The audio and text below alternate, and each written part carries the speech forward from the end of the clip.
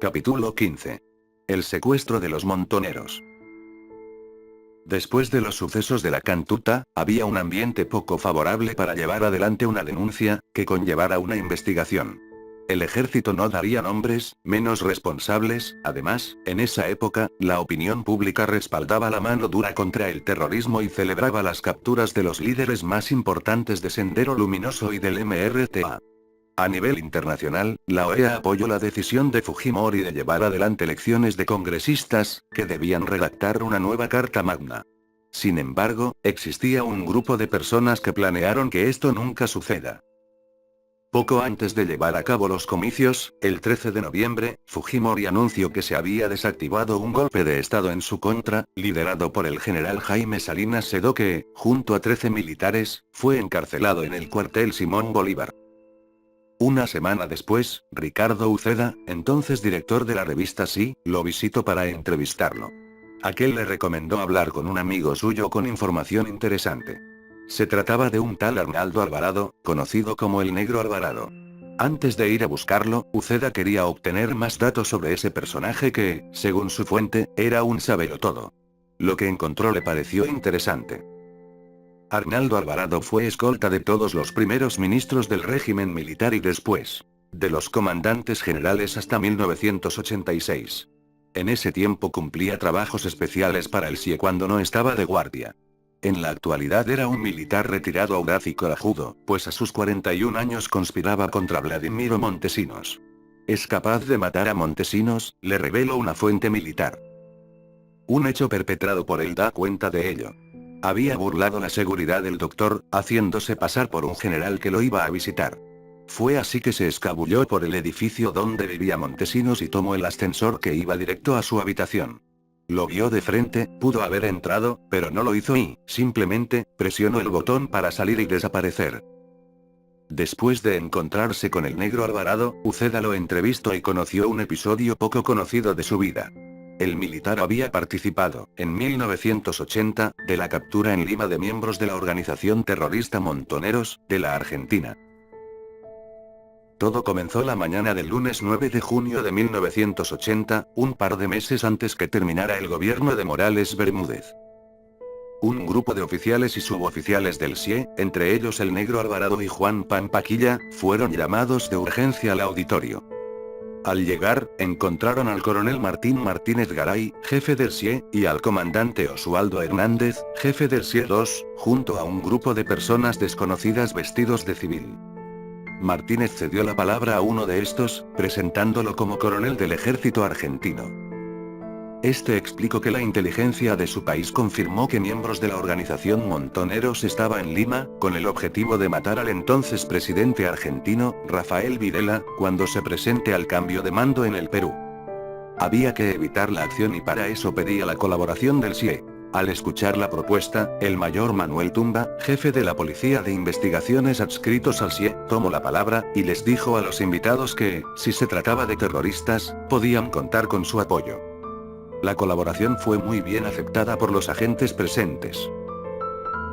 Para comenzar con el trabajo, los militares argentinos revelaron que capturaron a un montonero en Buenos Aires y lo habían traído a Lima para que confiese. Se llamaba Federico Frías Alberga, y estaba a cargo de un agente conocido como Lito. El montonero, poco después de su llegada, dio una fecha y lugar, el Parque Kennedy, en donde se reuniría con su contacto en Perú. Con el apoyo y la información obtenida, agentes argentinos y peruanos trabajaron juntos para capturar a los militantes montoneros. Cuando llegó el día, varios de ellos, con una identidad falsa, estuvieron en los alrededores del parque, esperando que Alberga se encontrara con su contacto. Esto no ocurrió, increíblemente a Lito se le había escapado su detenido. Lo tenían amarrado con un mecanismo de cordel amarrado a sus testículos para evitar que huya. En un momento pidió ir al baño y con el fuego de su cigarro se liberó del cordel, para luego emprender la huida, dejando sorprendido a Lito. Este lo persiguió y para no perderlo, le disparó en plena calle. Por supuesto llamó la atención de la policía, y tuvo que excusarse diciendo que estaba trabajando en colaboración con el gobierno peruano. Los llevaron a la comisaría de Miraflores, donde Lito llamó al jefe del CIE. Al final todo se resolvió, los llevaron a un lugar seguro. Después se supo qué pasó. Frías Alberga dio una fecha falsa, en realidad la cita era para mañana. Con la nueva información se montó otro operativo, que logró capturar a los demás miembros de Montoneros. ¿Qué hacían en Lima alrededor de 10 montoneros? Gustavo Molfino, un militante de la organización, y Roberto Perdía, jefe del movimiento en el exterior, en sendas entrevistas con el autor, dijeron que pasaban por Lima para organizarse, dar órdenes, directivas y reunir dinero. Nunca se pensó en asesinar a Videla, como lo pensaba la inteligencia argentina. Poco después de llegar, sus acciones fueron descubiertos por el agregado militar argentino, que informó a Pedro Richter, comandante general del ejército del Perú, que a su vez le informó al presidente Morales Bermúdez, quien dio la orden de capturar cuanto antes a los subversivos. En Lima, en un departamento en Miraflores, se reunieron un grupo de 12 montoneros para planear el regreso a su país. Entre ellos estaba la señora Noemí Gianetti de Molfino, de 55 años, su hijo Gustavo Molfino, Roberto Perdía y María Inés Raberta, la mujer encargada de recibir en el Parque Kennedy a Frías Alberga. Ella fue llevada por Gustavo al parque, y en el momento de conversar con Frías, los agentes en los alrededores, entre ellos el negro Alvarado, la capturan y la llevan al recreo militar de Playa Hondable, donde empezara su muerte. En el transcurso del viaje, hubo un diálogo entre Raberta y el negro Alvarado, que derivó en un conflicto con el agente Lito. Este, después de escucharla, le dio una bofetada, a lo que el agente Alvarado respondió insultándolo, para luego lanzar un golpe que no llegó al destino. El entorno se sintió incómodo y agresivo hasta llegar a la base. En Playa Hondable los agentes entregaron a la detenida. Los militares peruanos, sin más, la dejaron a disposición de los argentinos, y estos prepararon todo para el interrogatorio. Un grupo de agentes, entre ellos Alvarado, debían hacer guardia por fuera del lugar donde se encontraban todos. Las técnicas y herramientas usadas por los visitantes marcarían a varias generaciones de suboficiales del CIE. Hasta este momento en el Perú no existía el nivel de violencia que desataría Sendero Luminoso. Aún no se aplicaban los métodos de tortura e interrogación que los argentinos ya usaban. Tal vez por eso fue que Arnaldo Álvaro se sintió nervioso y asustado cuando escuchó los gritos de Raberta, llegó al extremo de evitar que Lito siguiera con el trabajo. Inmediatamente fue reducido, pero un coronel argentino que estaba de jefe, dio la orden de soltarlo. Le pidió al negro Alvarado salir para conversar sobre el tema. Ya afuera, el coronel, con mucha amistad y paciencia, le narra una breve historia sobre el movimiento montonero. Una tragedia que felizmente nunca vivió el Perú, le dijo. Luego contó los atentados que estos habían hecho, los asesinatos que habían provocado, militares muertos y familias desamparadas. Alvarado escuchaba atentamente al coronel argentino, que terminó por convencerlo de que este era el único camino para acabar con el terrorismo. Poco después volvieron a la sala de interrogatorio para despertar a Raberta con agua fría. Los militares le dijeron que comenzarían con otra ronda, pero antes le presentaron su contacto, Frías Alberga, que al verla, la llamó por su nombre y le dijo: perdimos. Un momento después, Raberta, sin más que perder o luchar, confesó todo lo que sabía a los militares. Inmediatamente de su confesión, el coronel argentino mandó a un equipo especial a capturar a la cédula montonera ubicada en el departamento de Miraflores, calle Madrid. Cuando la policía rodeó la zona, solo quedaba en la casa la señora Noemí Esther Gianetti. Todo el armamento ligero y los documentos de la organización fue extraído por orden de Roberto Perdía, que tomó la decisión al enterarse de la ausencia de Raberta. La señora, al darse cuenta de los hechos, llamó a su hijo Gustavo, y le informó todo lo que estaba pasando. En cualquier momento iban a allanar la casa. Gustavo no tuvo otra opción que huir con sus allegados. La señora Molfino fue trasladada a la Playa Hondable, donde escucharía los gritos de Inés Raberta. Después de soportar todo, esta confesó que el sábado en la tarde tendría un contacto con un montonero que la reconocería por una venda en el brazo. Los argentinos la llevaron al lugar indicado. Pero no llegó nadie a contactar con ella, así que fue de vuelta a la playa. Ya para ese entonces cualquier actividad relacionada estaba suspendida. Al día siguiente en la mañana, el diario Marca informó en detalle el secuestro de militantes del movimiento peronista montonero por parte de militares peruanos y argentinos. El hecho se convirtió en un escándalo para el gobierno peruano, así que se decidió enviar afuera lo más rápido posible a los subversivos. El comandante general Pedro Richter poco después se enteró que los montoneros estaban siendo deportados a Chile. De inmediato cambió el rumbo a Bolivia, donde los tratarían mejor y, por supuesto, se lavarían las manos de cualquier desaparición. Todo lo anterior mencionado lo conocería el presidente Morales Bermúdez al final del trabajo y, en una entrevista con el autor, menciona que fue un error mandarlos a Bolivia. Oficialmente el gobierno boliviano aseguró que no tenían registro de los montoneros en su país. Por un lado, están Inés Raberta y Frías Alberga, de quienes nunca se supo más desde ese día. Por otro, la señora Molfino aparecería muerta en Madrid, España. Al parecer viajaba con Julio César Ramírez, militante de montoneros que estuvo en el departamento donde murió, en condiciones poco claras. Para conocer la historia de estos personajes, algunos jueces han propuesto investigar a militares peruanos que participaron en el secuestro. Por su parte, el general Richter no se siente en peligro, pues guarda para sí una prueba que demuestra que los montoneros fueron trasladados a Bolivia sin más. El autor del libro, al entrevistarlo, le insiste que muestre las pruebas, a lo que el general acepta. Primero le muestra el acta de recepción de Raberta, Ramírez y Molfino firmada por el Control de Migraciones de Bolivia el 17 de junio de 1980. Luego accede a mostrar las fotos de los montoneros. Todos ellos miran a la cámara para ser trasladados a su paradero final. La señora Molfino se la encontrará muerta, semanas después, en España. Todo lo antes contado por el autor fue hecho en base a entrevistas a militares que participaron en los operativos. Uno de ellos, Arnaldo Alvarado, a quien fue a buscar después de la recomendación de Jaime Salinas Cero. Después de tanto buscar e investigar al personaje, lo encontró. Fue hacia él para preguntarle sobre el caso de Barrios Altos y terminó por contar su historia del secuestro de los montoneros. Capítulo 16. Henry Charriere. Después de presentarse ante el negro Alvarado, Ricardo Uceda mencionó el propósito de su visita. Buscaba información confidencial de los sucesos en Barrios Altos. Alvarado estuvo pensando un poco, pero luego se acercó al periodista y le confesó algo impactante. Le dijo que en este preciso momento estaba en su casa una persona que participó de la matanza, que estaba resentido con el ejército, pues su esposa murió de cáncer y la institución no lo ayudó. Tal vez si hablaba con él, confesaría algo. Luego de esto, Alvarado entró a su casa para confirmarle a su amigo si estaba de acuerdo con una entrevista.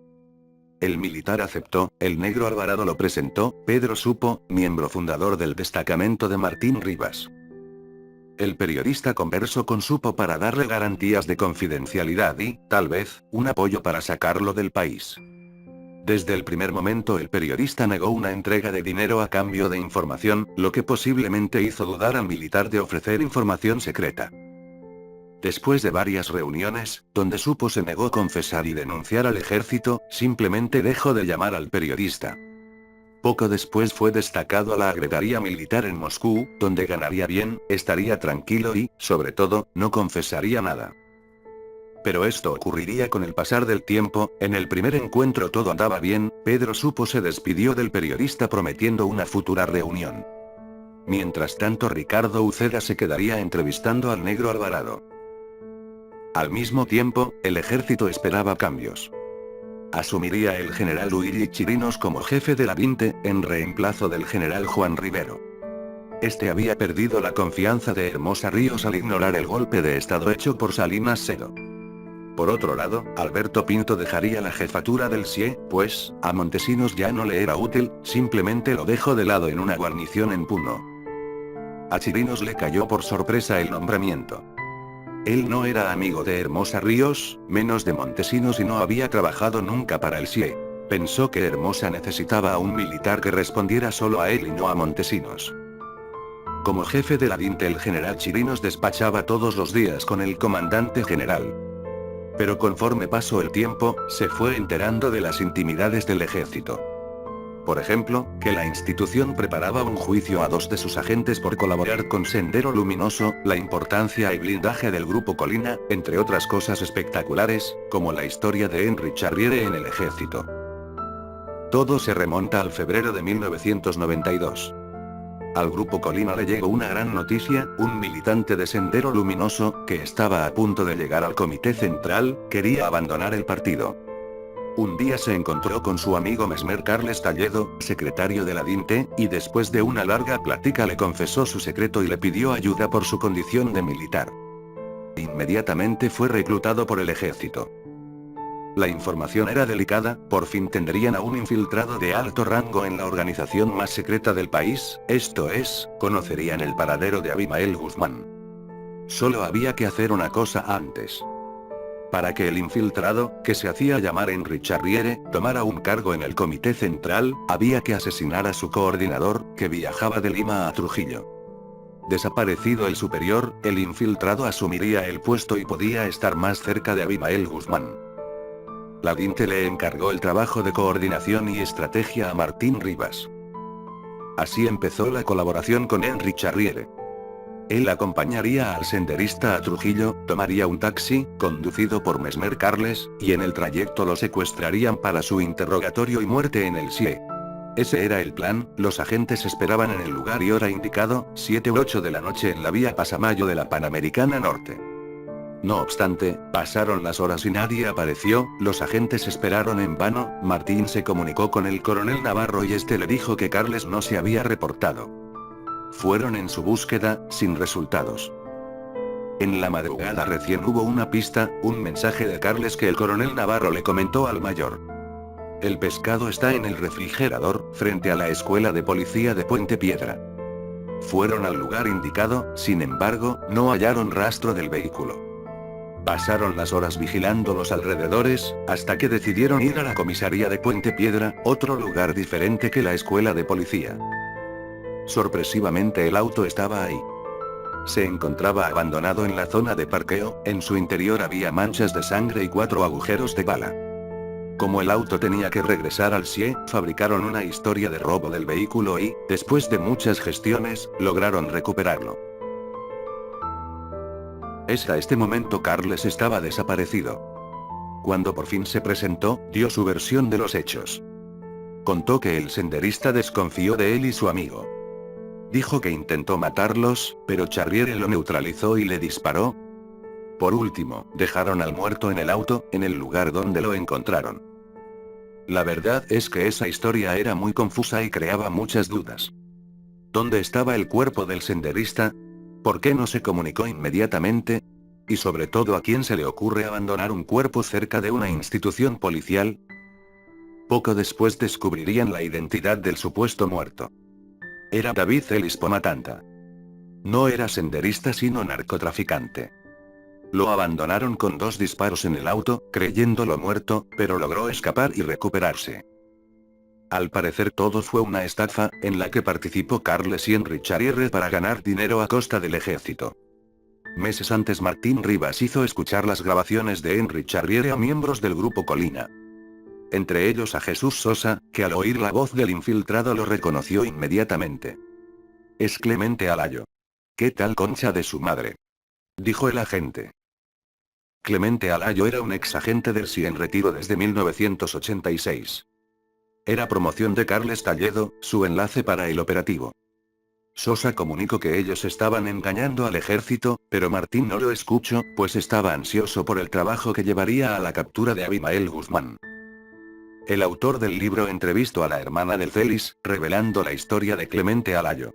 Este había secuestrado a un empresario en Trujillo, tras haber obligado a David Celis de proporcionar información de su víctima. Al liberarlo, Celis acusó a Alayo con la policía y este fue detenido, pero no incriminado. Salió en libertad y planeó, junto a Carles, la muerte de Celis. Lo anterior no lo sabía la DINTE, solo conocían la estafa de la misión y la identidad de Celis, el falso senderista.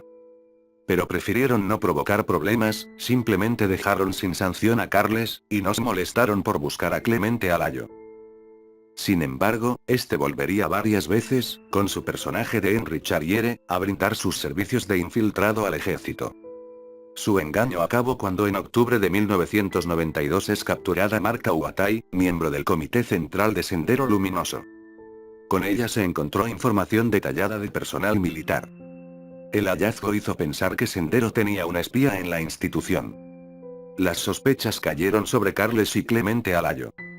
Ambos fueron secuestrados e interrogados, los dos confesaron haber dado información a Sendero Luminoso, aunque años más tarde Mesmer Carles desautorizaría su confesión, aduciendo que fue bajo tortura. El autor entrevistó a uno de los interrogadores de Carles. Este le dijo que cuando lo llevaron, ellos lo asustaron con golpes, pero sin hacerles traumatismos.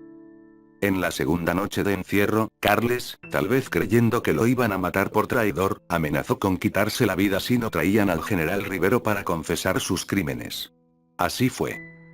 El general llegó a la Artiza, y al verse con Carles, este confirmó su traición hacia la institución. Luego de escucharlo, Rivero, muy conmovido, le dijo que solo sería juzgado por un tribunal militar. Ya encerrados los dos, empezaron a delatar senderistas que, según ellos, estaban tramando la muerte de militares. Pero esto, como hubieran querido, no les dio ningún beneficio carcelario, tuvieron la misma condena que los delatados. Desde 1993 ambos escribieron varias cartas acusatorias y contradictorias, dando a conocer operaciones que, o fueron inventadas o tienen otros autores y víctimas. Años después, en 1997, Carles recibiría el indulto y se olvidó de sus denuncias.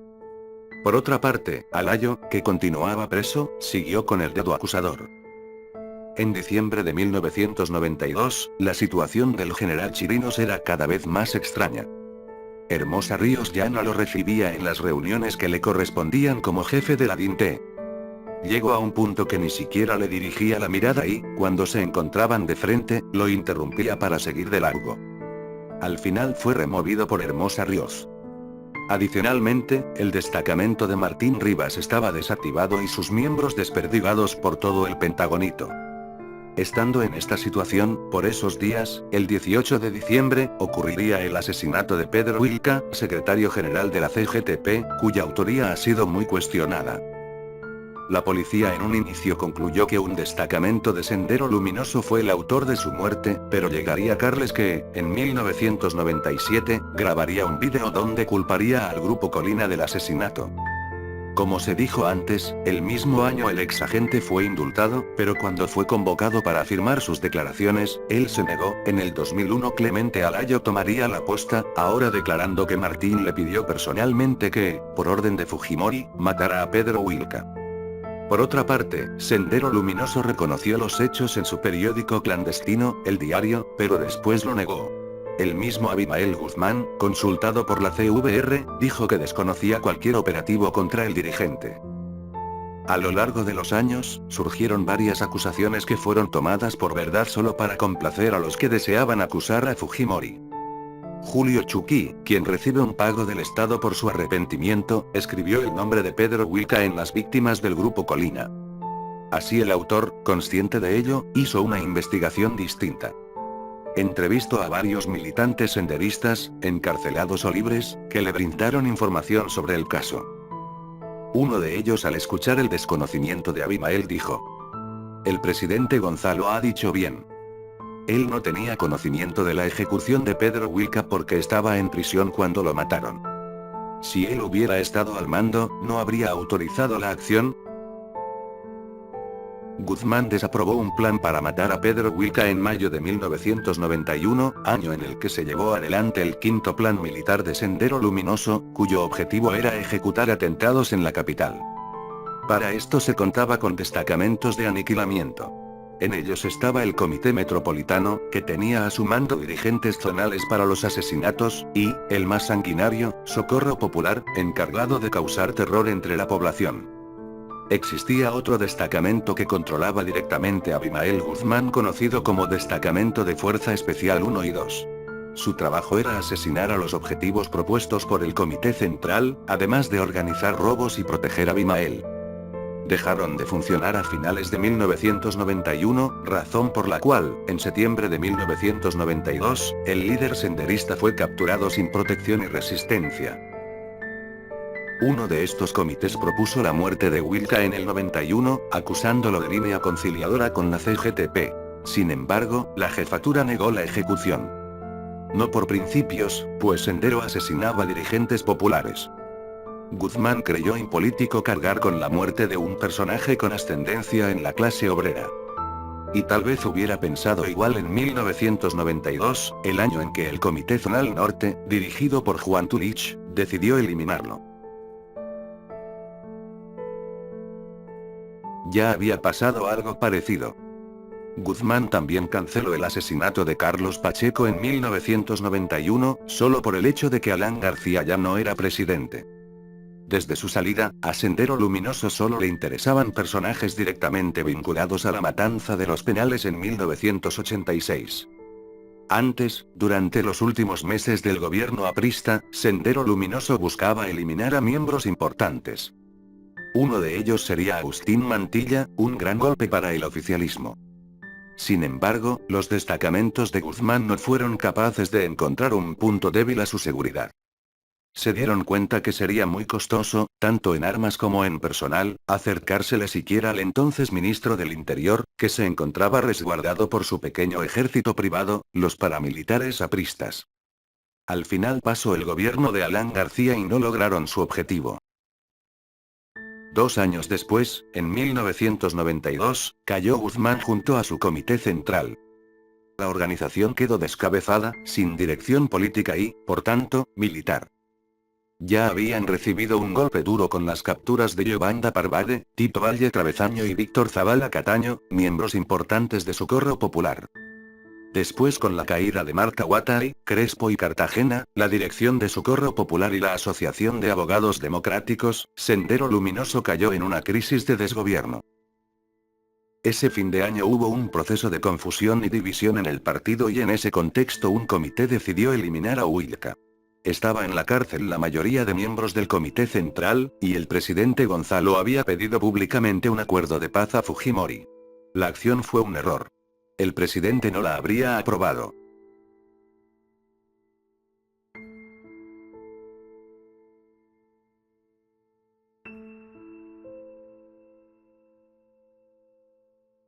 Aun con lo que pasaba, el gobierno tenía más popularidad que nunca. El autogolpe del 5 de abril fue legitimado con la elección de un Congreso Constituyente democrático y la gente respaldaba la exitosa lucha contra el terrorismo y la crisis económica. Al mismo tiempo el régimen hacía valer su fuerza con los militares y su poder con los empresarios y la televisión. En este contexto, en marzo de 1993, Jaime Salinas Sedo fracasa en su intento de golpe de Estado.